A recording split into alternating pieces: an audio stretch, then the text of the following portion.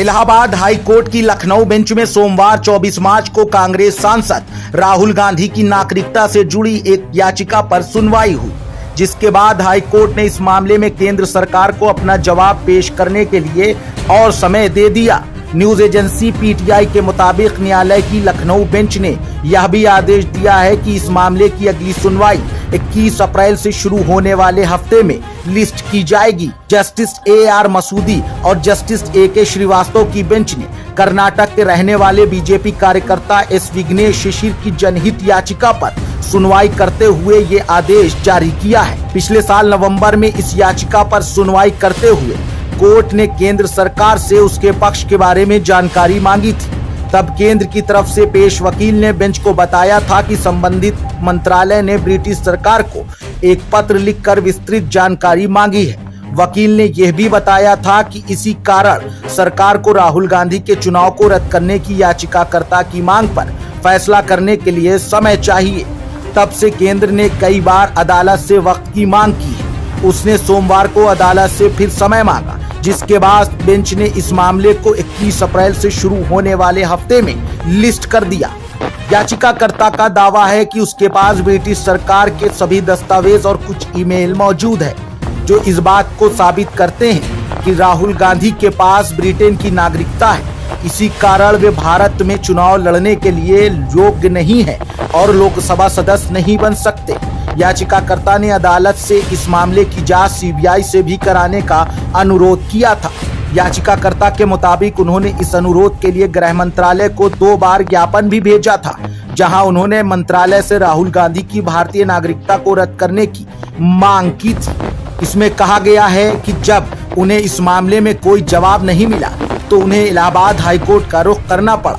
याचिका में यह भी कहा गया है कि लोकसभा में विपक्ष के नेता राहुल गांधी की दोहरी नागरिकता भारतीय न्याय संहिता BNS और पासपोर्ट एक्ट के तहत अपराध है, इसलिए CBI पूरा मामला दर्ज कर जांच शुरू करने के लिए कहा जाना चाहिए। इसी तरह एक और याचिका सुब्रमण्यम स्वामी ने भी दिल्ली हाईकोर्ट में दायर की थी, जिसमें राहुल गांधी की नागरिकता को रद्द करने की मांग की गई थी। वे राहुल गांधी पर आरोप लगाते रहे हैं कि उन्होंने ब्रिटिश अधिकारियों को सौंपे गए दस्तावेज में खुद को ब्रिटिश नागरिक घोषित किया है।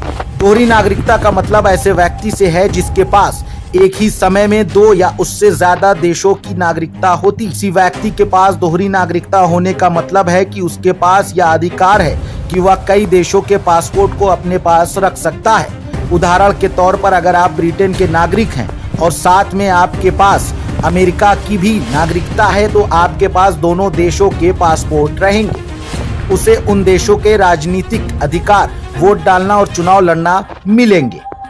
साथ ही उस व्यक्ति के पास संबंधित देशों में बिना किसी वीजा या वर्क परमिट के कहीं भी काम करने और आने जाने का भी अधिकार होता है। इन सब के बीच ये सवाल भी उठता है कि क्या भारत दोहरी नागरिकता की अनुमति देता है? भारत का संविधान किसी व्यक्ति को एक ही समय में भारतीय नागरिकता और विदेशी नागरिकता दोनों रखने से रोकता है। संसद में विदेश मंत्रालय से पूछे गए एक सवाल के जवाब में कहा गया था, भारतीय संविधान के अनुच्छेद 9 तथा नागरिकता अधिनियम 1995 के सेक्शन 9 के प्रावधानों के मुताबिक भारत में दोहरी नागरिकता की अनुमति नहीं है। वहीं अगर कोई व्यक्ति विदेशी नागरिकता हासिल कर लेता है तो उसका भारतीय पासपोर्ट रखना या उसका इस्तेमाल करना भारतीय पासपोर्ट अधिनियम 1967 के तहत अपराध माना जाता है। Consulate general of India America की वेबसाइट के मुताबिक एक बार जब आप विदेशी नागरिकता हासिल कर लेते हैं तो आपको अपना भारतीय पासपोर्ट कैंसिल कराने के लिए उसे संबंधित भारतीय दूतावास को सौंपना होगा, यानी उस देश में स्थित भारतीय दूतावास में सौंपना होगा जहां की नागरिकता आप हासिल कर लेते हो, जिसके बाद भारतीय दूतावास इसे कैंसिल कर देगा। आपका पासपोर्ट एक सरेंडर सर्टिफिकेट के साथ वापस कर देगा। हालांकि विदेश मंत्रालय की वेबसाइट के मुताबिक उत्तरी अमेरिका और दूसरे विकसित देशों में रहने वाले प्रवासी भारतीयों की तरफ से दोहरी नागरिकता की लगातार मांग को देखते हुए सरकार ने अगस्त 2005 में नागरिकता अधिनियम 1995 में संशोधन करके overseas citizenship of India OCI scheme की शुरुआत की थी। क्या है OIC स्कीम? आइए इसे समझते हैं। विदेश मंत्रालय की वेबसाइट के मुताबिक यह स्कीम भारतीय मूल के सभी व्यक्तियों को भारत के विदेश नागरिक OCI के रूप में पंजीकृत करती है।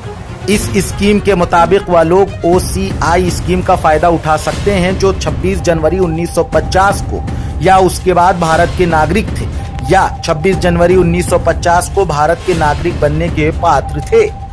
इस स्कीम का फायदा वे लोग नहीं ले सकते जो पाकिस्तान, बांग्लादेश या ऐसे देश के नागरिक हैं या रहे हैं जिनके बारे में केंद्र सरकार ऑफिशियली गैजेट में नोटिफिकेशन के जरिए बताए। हालांकि OCI को दोहरी नागरिकता के रूप में नहीं समझना चाहिए क्योंकि OCI ऐसे लोगों को भारत के राजनीतिक अधिकार नहीं देता है। साथ ही ऐसे नागरिक सरकारी नौकरी के मामले में अवसर की समानता के संबंध में संविधान के अनुच्छेद 16 के तहत भारत के नागरिक को दिए गए अधिकारों के हकदार भी नहीं होंगे।